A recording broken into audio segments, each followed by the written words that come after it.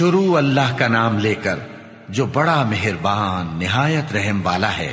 اس کتاب کا اتارا جانا اللہ کی طرف سے ہے جو غالب ہے، حکمت والا ہے۔ اے پیغمبر، ہم نے یہ کتاب تمہاری طرف سچائی کے ساتھ نازل کی ہے، تو اللہ کی عبادت کرو، یعنی اس کی عبادت کو شرک سے خالص کر کے۔ دیکھو، خالص عبادت اللہ ہی کے لیے زیبا ہے، اور جن لوگوں نے اس کے سوا اور دوست بنائے ہیں وہ کہتے ہیں کہ ہم ان کو اس لیے پوجتے ہیں کہ وہ ہم کو اللہ کا مقرب بنا دیں۔ تو جن باتوں میں یہ اختلاف کرتے ہیں اللہ ان میں ان کا فیصلہ کر دے گا۔ بے شک اللہ اس شخص کو جو جھوٹا ناشکرا ہے ہدایت نہیں دیتا۔ اگر اللہ کسی کو اپنا بیٹا بنانا چاہتا تو اپنی مخلوق میں سے جس کو چاہتا منتخب کر لیتا۔ وہ پاک ہے، وہی ہے اللہ جو اکیلا ہے، بڑا زبردست ہے۔ اسی نے آسمانوں اور زمین کو تدبیر کے ساتھ پیدا کیا ہے، اور وہی رات کو دن پر لپیٹتا اور دن کو رات پر لپیٹتا ہے، اور اسی نے سورج اور چاند کو کام میں لگا رکھا ہے، سب ایک وقت مقرر تک چلتے رہیں گے۔ دیکھو، وہی غالب ہے، بخشنے والا ہے۔ اسی نے تم کو ایک جان سے پیدا کیا، پھر اس سے اس کا جوڑا بنایا، اور اسی نے تمہارے لیے چوپایوں میں سے 8 جوڑے بنائے۔ وہی تم کو تمہاری ماؤں کے پیٹ میں پہلے ایک طرح، پھر دوسری طرح 3 اندھیروں میں بناتا ہے۔ یہی اللہ تمہارا پروردگار ہے، اسی کی بادشاہی ہے، اس کے سوا کوئی معبود نہیں۔ پھر تم کہاں بہہ کے جاتے ہو؟ اگر ناشکری کرو گے تو اللہ تم سے بے نیاز ہے، اور وہ اپنے بندوں سے ناشکری پسند نہیں کرتا، اور اگر شکر کرو گے تو وہ اس کو تمہارے لیے پسند کرتا ہے، اور کوئی بوجھ اٹھانے والا دوسرے کا بوجھ نہیں اٹھائے گا۔ پھر تم کو اپنے پروردگار کی طرف لوٹنا ہے، پھر جو کچھ تم کرتے رہے وہ تم کو بتا دے گا۔ وہ تو دلوں کی پوشیدہ باتوں تک سے آگاہ ہے۔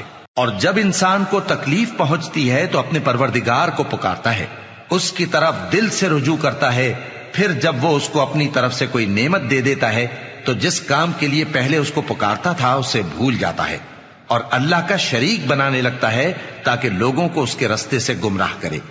کہہ دو کہ اے کافر نعمت، اپنی ناشکری کے باوجود تھوڑا سا فائدہ اٹھا لے، پھر تو دوزخیوں میں ہوگا۔ بھلا مشرک اچھا ہے یا وہ جو رات کے مختلف اوقات میں زمین پر پیشانی رکھ کر اور کھڑے ہو کر عبادت کرتا اور آخرت سے ڈرتا اور اپنے پروردگار کی رحمت کی امید رکھتا ہے۔ کہو، بھلا جو لوگ علم رکھتے ہیں اور جو علم نہیں رکھتے، کیا دونوں برابر ہو سکتے ہیں؟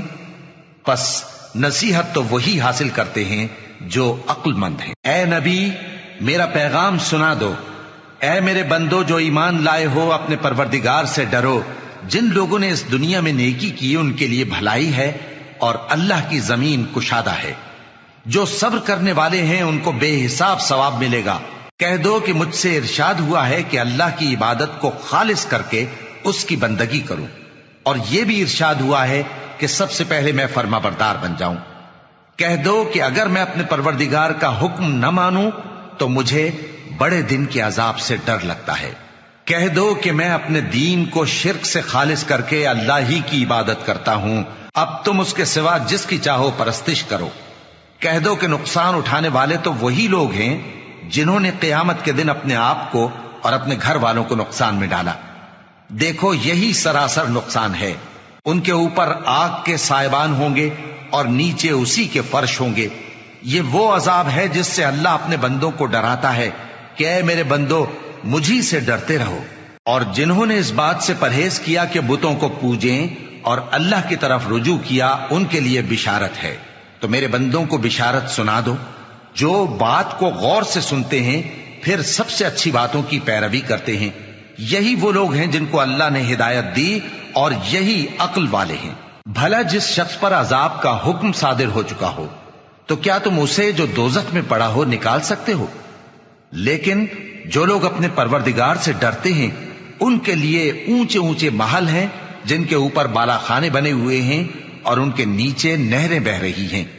یہ اللہ کا وعدہ ہے، اللہ وعدے کے خلاف نہیں کرتا۔ کیا تم نے نہیں دیکھا کہ اللہ آسمان سے پانی نازل کرتا، پھر اس کو زمین میں چشمے بنا کر جاری کرتا، پھر اس سے کھیتی اگاتا ہے جس کے طرح طرح کے رنگ ہوتے ہیں، پھر وہ تیار ہو جاتی ہے، پس تم اس کو دیکھتے ہو کہ زرد ہو گئی ہے، پھر اسے چورا چورا کر دیتا ہے، بے شک اس میں عقل والوں کے لیے نصیحت ہے۔ بھلا جس شخص کا سینہ اللہ نے اسلام کے لیے کھول دیا ہو سو وہ اپنے پروردگار کی طرف سے روشنی پر ہو، تو کیا وہ سخت دل کافر کی طرح ہو سکتا ہے؟ پس ان پر افسوس ہے جن کے دل اللہ کی یاد سے غافل اور سخت ہو رہی ہیں، اور یہی لوگ سراسر گمراہی میں ہیں۔ اللہ نے نہایت اچھی باتیں نازل فرمائی ہیں، یعنی کتاب جس کی آیتیں باہم ملتی جلتی ہیں اور دہرائی جاتی ہیں۔ جو لوگ اپنے پروردگار سے ڈرتے ہیں ان کے بدن کے رونگٹے اسے سن کر کھڑے ہو جاتے ہیں، پھر ان کی کھالیں نرم ہو جاتی ہیں اور دل بھی نرم ہو کر اللہ کی یاد کی طرف متوجہ ہو جاتی ہیں۔ یہی اللہ کی ہدایت ہے، وہ اس سے جس کو چاہتا ہے ہدایت دیتا ہے، اور جس کو اللہ گمراہ رہنے دے اس کو کوئی ہدایت دینے والا نہیں۔ بھلا جو شخص قیامت کے دن اپنے چہرے پر برے عذاب کو روکتا ہو، کیا وہ ویسا ہو سکتا ہے جو چین میں ہو؟ اور ظالموں سے کہا جائے گا کہ جو کچھ تم کرتے رہے تھے اب اس کے مزے چکھو۔ جو لوگ ان سے پہلے تھے انہوں نے بھی تکذیب کی تھی، تو ان پر عذاب ایسی جگہ سے آ گیا کہ ان کو خبر ہی نہ تھی۔ پھر ان کو اللہ نے دنیا کی زندگی میں رسوائی کا مزہ چکھا دیا، اور آخرت کا عذاب تو بہت ہی بڑا ہے۔ کاش یہ سمجھ رکھتے۔ اور ہم نے لوگوں کے سمجھانے کے لیے اس قرآن میں ہر طرح کی مثالیں بیان کی ہیں تاکہ وہ نصیحت حاصل کریں۔ یہ قرآن عربی ہے جس میں کوئی عیب اور اختلاف نہیں، تاکہ وہ ڈر مانے۔ اللہ ایک مثال بیان کرتا ہے کہ ایک شخص ہے جس میں کئی آدمی شریک ہیں مختلف مزاج کے، اور ایک آدمی پورے کا پورا ایک شخص کا غلام ہے۔ بھلا دونوں کی حالت برابر ہے؟ نہیں، الحمدللہ، مگر یہ اکثر لوگ نہیں جانتے۔ اے پیغمبر، تم بھی مرنے والے ہو اور یہ بھی مرنے والے ہیں، پھر تم سب قیامت کے دن اپنے پروردگار کے سامنے جھگڑو گے۔ پھر اس سے بڑھ کر ظالم کون جو اللہ پر جھوٹ بولے اور سچی بات جب اس کے پاس پہنچ جائے تو اسے جھٹلائے۔ کیا جہنم میں کافروں کا ٹھکانہ نہیں ہے؟ اور جو شخص سچی بات لے کر آیا اور جس نے اس کی تصدیق کی وہی لوگ متقی ہیں۔ وہ جو چاہیں گے ان کے لیے ان کے پروردگار کے پاس موجود ہے۔ نیکوکاروں کا یہی بدلہ ہے، تاکہ اللہ ان سے برائیوں کو جو انہوں نے کی دور کر دے، اور نیک کاموں کا جو وہ کرتے رہے ان کو بدلہ دے۔ کیا اللہ اپنے بندے کو کافی نہیں؟ اور اے نبی، یہ تم کو ان لوگوں سے جو اللہ کے سوا ہیں یعنی غیر اللہ سے ڈراتے ہیں، اور جس کو اللہ گمراہ رہنے دے اسے کوئی ہدایت دینے والا نہیں، اور جس کو اللہ ہدایت دے اس کو کوئی گمراہ کرنے والا نہیں۔ کیا اللہ عزت والا بدلہ لینے والا نہیں ہے؟ اور اگر تم ان سے پوچھو کہ آسمانوں اور زمین کو کس نے پیدا کیا تو کہہ دیں گے کہ اللہ نے۔ کہو کہ بھلا دیکھو تو جن کو تم اللہ کے سوا پکارتے ہو، اگر اللہ مجھ کو کوئی تکلیف پہنچانی چاہے تو کیا وہ اس تکلیف کو دور کر سکتی ہیں؟ یا اگر وہ مجھ پر مہربانی کرنا چاہے تو کیا وہ اس کی مہربانی کو روک سکتے ہیں؟ کہہ دو کہ مجھے اللہ ہی کافی ہے، بھروسہ رکھنے والے اسی پر بھروسہ رکھتے ہیں۔ کہہ دو کہ اے قوم، تم اپنی جگہ عمل کیے جاؤ، میں اپنی جگہ عمل کیے جاتا ہوں۔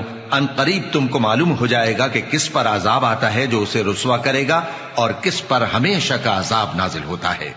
ہم نے تم پر یہ کتاب لوگوں کی ہدایت کے لیے سچائی کے ساتھ نازل کی ہے، تو جو شخص ہدایت پاتا ہے تو اپنے بھلے کے لیے، اور جو گمراہ ہوتا ہے تو گمراہی سے اپنا ہی نقصان کرتا ہے۔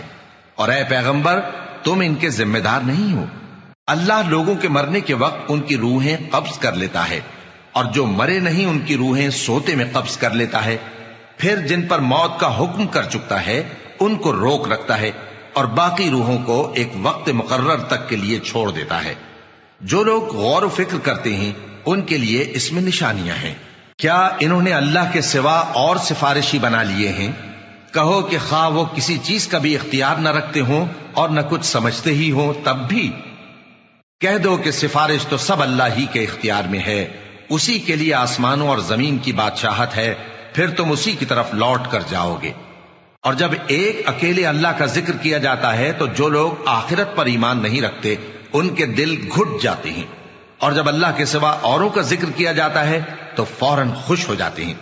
کہو کہ اے اللہ، اے آسمانوں اور زمین کے پیدا کرنے والے، پوشیدہ اور ظاہر کے جاننے والے، تو ہی اپنے بندوں میں ان باتوں کا جن میں وہ اختلاف کرتے رہے ہیں فیصلہ کرے گا، اور اگر ظالموں کے پاس وہ سب مال و متا ہو جو زمین میں ہے اور اس کے ساتھ اسی قدر اور ہو تو قیامت کے روز برے عذاب سے رہائی پانے کے بدلے میں دے ڈالیں، اور ان پر اللہ کی طرف سے وہ امر ظاہر ہو جائے گا جس کا ان کو خیال بھی نہ تھا، اور ان کے اعمال کی برائیاں ان پر ظاہر ہو جائیں گی، اور جس عذاب کی وہ ہنسی اڑاتے تھے وہ ان کو آ گھیرے گا۔